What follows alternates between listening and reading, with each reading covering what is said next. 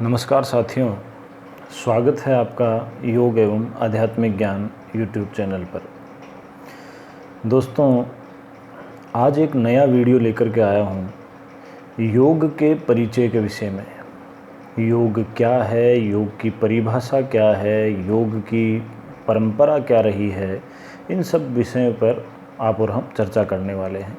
ये आवश्यक इसलिए हो जाता है कि किसी भी योग के आसन और प्राणायाम को करने से पहले उसके पूर्व का इतिहास जानना ज़रूरी है कि ये परंपरा कहाँ से शुरू हुई और इसे करना कहाँ तक ठीक है। जहाँ तक योग की परिभाषा का सवाल है, भगवान श्री कृष्ण ने गीता में लिखा है, योग है कर्मसु कौशलम। कर्मों को कुशलतापूर्वक करना ही योग है। वहीं महर्षि पतंजलि ने इसके बारे में लिखा है, योगश्चित्त वृत्ति निरोधः, अर्थात योग जो है चित्त की वृत्तियों का निरोध करना योग है। यही अन्य यदि बात की जाए योग की परिभाषाओं की, तो योग का जो अंतिम लक्ष्य जो रहा है वो आत्मा से परमात्मा का मिलन और मोक्ष की प्राप्ति, ये योग का मुख्य उद्देश्य रहा है। अगर वैष्णव परंपरा की मित्रों बात करें तो वैष्णव परंपरा के अनुसार योग की उत्पत्ति हिरण्यगर्भ से हुई है और इसका हिरण्यगर्भ के विषय में अहिरबंधु संहिता, याज्ञवल्क्य संहिता और महाभारत जैसे ग्रंथों में इसकी व्याख्या आती है। त्रेता युग में रामचरितमानस में भगवान राम और योग वशिष्ठ के मध्य योग का संवाद आता है। उसके पश्चात द्वापर युग में भगवान कृष्ण और अर्जुन का जो संवाद आता है, भगवत गीता नामक जो ग्रंथ है उसमें 18 अध्याय 700 श्लोक, उनमें 18 योग की चर्चा भगवान श्री कृष्ण ने की है। वहीं दूसरी तरफ यदि देखें तो जो हठ योग है, हठ योग में भगवान शिव को योग का प्रथम योगी के रूप में आदि गुरु योगी को माना गया है। और उसके बाद में योग परंपरा आगे चली, मच्छेंद्रनाथ, गुरु गोरखनाथ, राजा भरतरी, इन सभी से आगे चलती हुई योग परंपरा आगे बढ़ी। और जैसे जैसे योग परंपराएं आगे बढ़ती गई, वैसे वैसे योग के प्रकार में, योग के पंथ में भी वृद्धि होती गई।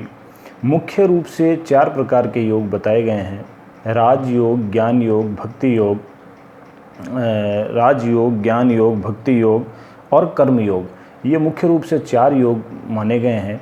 इसके बाद में लय योग, उपासना योग, मंत्र योग, जैसे जैसे जिज्ञासु जुड़ते गए, यह एक गंगा की भांति है कि गंगा की अनेकों धाराएं हैं, लेकिन अंतिम लक्ष्य समुद्र में जाकर के गिरना है। उसी प्रकार से यह भी योग परंपरा आगे अनेकों प्रकार से बढ़ती रही। अब मुख्य बात यदि करें कि कर्म योग, ज्ञान योग, भक्ति योग और राजयोग। दोस्तों, यदि बात करें ज्ञान योग की, ज्ञान की प्राप्ति के द्वारा भगवत प्राप्ति और मोक्ष की प्राप्ति हो, इस विषय में गीता में एक श्लोक आता है, नैनम छिद्दन्ति शस्त्राणि नैनम दहति पावकः न चैनम क्लेदयन्तापो न शोषयति मारुतः।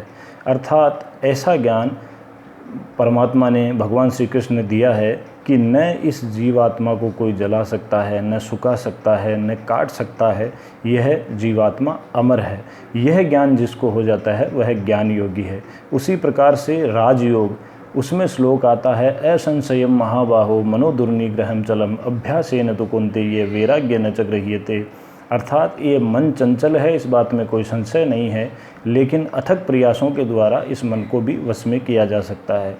भक्ति योग में भी भगवान श्री कृष्ण कहते हैं, न तु माम शक्यसे द्रष्टुम अनेनैव स्वचक्षुषाम दिव्यम ददामि ते चक्षु पश्य में योगमेश्वरम। अर्थात हे अर्जुन, तू मुझे देख नहीं सकता, तब तक नहीं देख सकता जब तक कि तेरे मन में अहंकार और मन तेरा मलिन है। इस मलिन को शांत करने के लिए भक्ति योगी जो है वो भक्ति का आश्रय लेते हैं। इसी प्रकार कर्म के बारे में लिखा है, कर्मण्य कर्म यह पश्चेद अकर्मणि च कर्म यह स बुद्धिमान मनुष्येषु स युक्त है कृष्ण कर्मकृत। अर्थात जो व्यक्ति कर्म को अकर्म और अकर्म को कर्म मानते हुए इस संसार में कर्म करता है, अर्थात उन लोगों के लिए सर्वोपरि जो है अपना कर्म है, उसके अतिरिक्त कुछ नहीं है। अकर्म क्या है और कर्म क्या है, इसकी एक अलग व्याख्या है, ये अलग चर्चा का विषय है।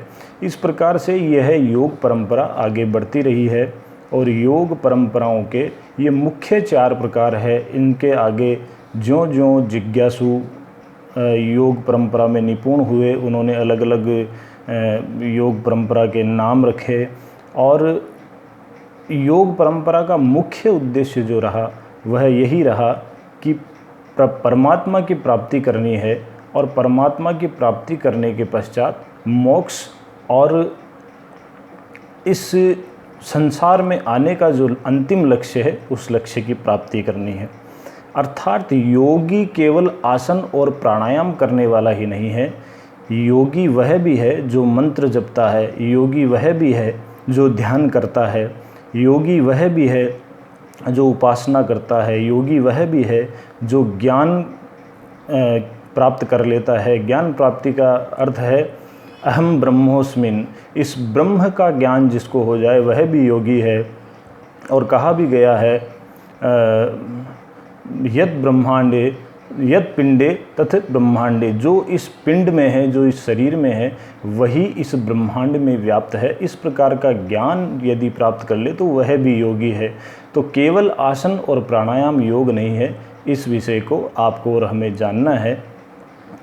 अब धीरे धीरे आप लोगों को योग और आसन की परंपरा से अवगत कराने के लिए मैं अगला वीडियो भी बनाऊंगा। यदि आपको ये वीडियो पसंद आया हो तो इसे लाइक करें, शेयर करें और सब तक ये जानकारी पहुंचाएं।